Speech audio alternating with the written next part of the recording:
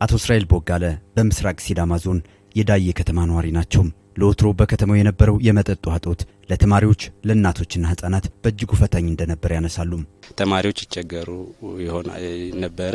ህዝብም ያው እንደዚሁ እጥረት ነበር ከህዝብ እየጨመረ ከመምጣቱ አንፃር።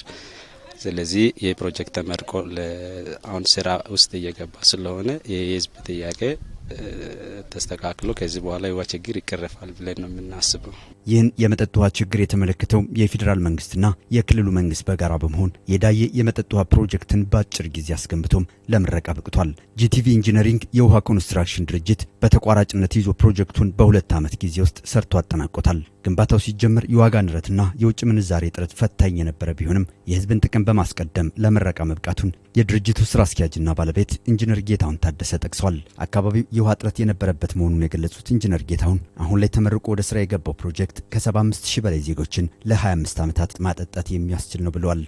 ወደ 28.4 ማለት 30 ሊትር በሰከንድ ወደ ሰዓት ብትቀይር 30 ሲባዛ 3600 በሰዓት ምን ያህል እንደሚያመርት መገመት ይቻላል።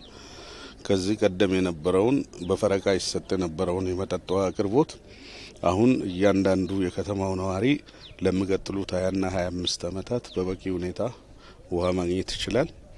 በዛሬው ዕለት የዳዬ ከተማ ህዝብ 60,000 ገደማ ተብሎ ይገመታል። ስለዚህ በቀጣይ 15,000 ሰው በአጭር ጊዜ ቢጨምር እንኳን ያለምንም እጥረት ለ75,000 ሰው አገልግሎት መስጠት ይችላልና የሲዳማ ክልል ውሃ ማዕድንና ኢነርጂ ቢሮ ኃላፊ ኢንጂነር ከበደ ገኖሌ ፕሮጀክቱ መንግስት ለህዝብ ተጠቃሚነት ያለውን ቁርጠኝነት ማሳያ ነው ብለዋል። የውሃ ፕሮጀክቱ ከ460 ሚሊዮን ብር በላይ ወጪ የሆነበትና ከ500 ኩቢክ ሜትር በላይ ውሃ የሚያከማቹ ሪዘርቨሮችን አካቷልን ብለዋል። ከ460 ሚሊዮን ብር በላይ ወጪ በተደረገበት በዚህ ታላቅ ፕሮጀክት አጠቃላይ 28.45 ሊትር በሰከንድ የውሃ ምርት ያላቸው አንድ ምንጭና 2 ጥልቅ ጉድጓዶች 500 ሜትር ኩቢክ ሜትር ውሃ የማከማቸት አቅም ያላቸው ሪዘርቨሮች ከ88 ኪሎ ሜትር በላይ የቧንቧ ዝርጋታዎች 12 የህዝብ ውሃ ማደያ ቦኖች የአስተዳደር ህንፃዎችና የኤሌክትሮሜካኒካል ስራዎች ተገንብተዋል። የንጹህ መጠጥ ውሃ አቅርቦት ለምርታማነትና ለዘላቂ ልማት ወሳኝ ሚና ይኖረዋል ሲሉም ጠቁመዋል። ስኬቱ የአንድ ተቋም ብቻ ሳይሆን የበርካታ ግለሰቦችና ተቋማት የጋራ ውጤት ስለመሆኑም እንዲሁም የኢፌዴሪ ውሃና ኢነርጂ ሚኒስትር ዴኤታ አምባሳደር ዶክተር አስፋው ዲንጋሞ በዚህ ወቅት ንጽህናውን የጠበቀ ውሃ ለህዝቡ ለማቅረብ ሚኒስቴር መስሪያ ቤቱ ያላሰለሰ ጥረት እያደረገ ነው ብለዋል። የተመረቀው የዳዬ የመጠጥ ውሃ ፕሮጀክትም የህዝቡን ጥያቄ በአግባቡ የፈታ ስለመሆኑ አንስተዋል። ለዚህ ከተማ ከ28.45 ሊትር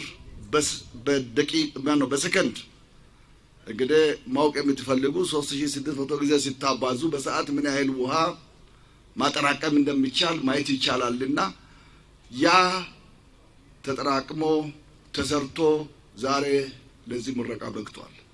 እንኳን ደስ አላችሁ።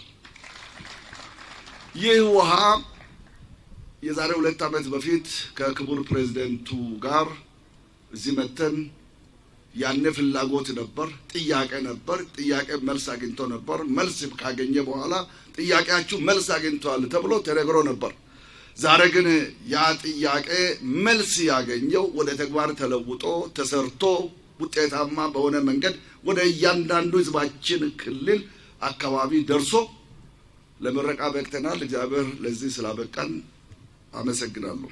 የንጹህ መጠጥ ውሃ ከሁሉም ዘርፎች ጋር በቀጥታ የሚገናኝ በመሆኑ ይህ ተግባር ሚኒስቴር መስሪያ ቤቱ አጠናክሮ ይቀጥላል ብለዋል። የሲዳማ ክልል ርዕሰ መስተዳድር አቶ ደስታ ሌዳሞ በበኩላቸውም በክልሉ የህዝብ አገልግሎትን ተደራሽ ለማድረግ በትምህርት፣ በጤና፣ በውሃና ዲጂታላይዜሽን ላይ ተጨባጭ ለውጦች መጥተዋል ብለዋል። ተጠናቆ ለአገልግሎት ክፍት የሆነው የዳዬ የመጠጥ ውሃ ፕሮጀክት በቅንጅት እውን የሆነ ነው ሲሉም አክለዋል። በዚህ በምስራቃዊ ሲዳማ ዞን ማዕከል በሆነው በዳዬ ከተማና በአካባቢው የነበረውን ለዘመናት ሲፈለግ የነበረው የውሃ ችግር የሚፈታ ፕሮጀክት ተቀርጸው በ2 ዓመት ውስጥ ተፈጽሞ ዛሬ ውሃ ተሰርቶ በመጠናቀቁ ለምረቃ ፕሮግራም ነው።